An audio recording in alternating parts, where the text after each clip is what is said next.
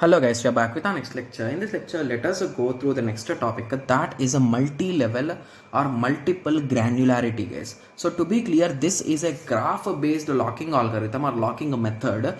So in this method, so this is a bit complex, guys, with respect to the problematics. So that is the reason why we rarely see a direct question from this particular topic, guys. Okay, yes. So to be clear, let us directly go through the example. So here, along with the shared and exclusive locks, we are going to have two other locks.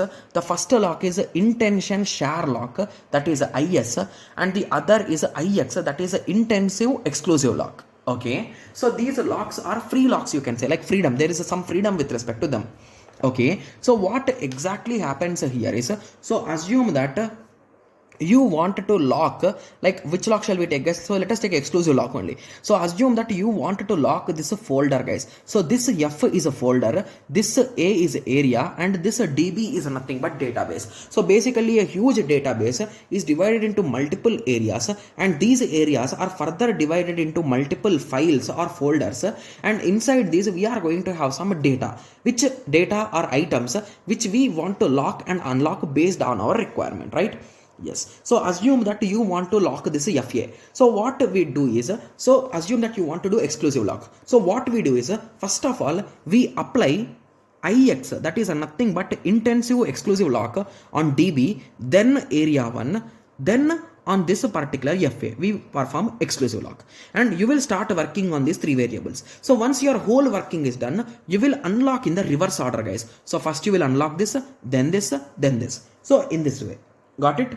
Yes. So remember that whenever a particular module is being locked by intensive exclusive, some other can also use it, guys. So now assume that this particular DB, so assume that this particular FC, you want to apply exclusive lock. So before applying here, so first you will update this to IX.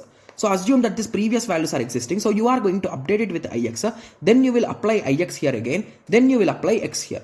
And assume that now you want to perform shared lock on this. So now you are going to keep it IX only, directly you can apply yes here. So in this way, this IX and IS are having some freedom, guys. So you can apply on them overlappingly. So on IS you can apply IS, on IS you can apply IX, on IX you can apply IS, on IX you can apply IS, but not on others. Okay, so there are some true and false. Okay, yes, on shared you can apply shared, on shared you cannot apply, on shared you cannot apply IX, or on shared you cannot apply X. Similarly on X nothing can be applied, right? Yes. Okay, so now I hope everyone got some idea, right? Yes. So as in real time, we lock many required data items at any time. So this is in real time, guys. So basically every database will be represented, you can represent in terms of these graphs, and based on this only the locking mechanisms will occur, guys. Okay, yes. So here we are working on data items RA1 to RAN, then applying folder lock FA in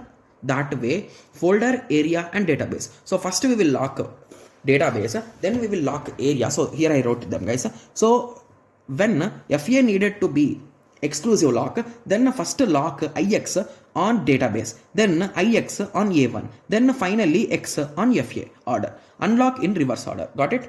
Yes. So locking will be done from top to bottom, unlocking will be done from bottom to top. Got it? Yes. So now I hope everyone is now clear with this transaction part, right? Yes. So now we are done with the last topic of database, guys. Okay. Yes. So we started with the last topic in this particular subject, right? Yes. So now we are 100% done with this transactions, guys. Okay. So now I think everyone can understand that what are the important topics in this transactions, right? Yes. So in the next lecture, we'll be starting with the first topic, that is ER diagrams, guys. One of the most interesting and most important thing with respect to database management system, right?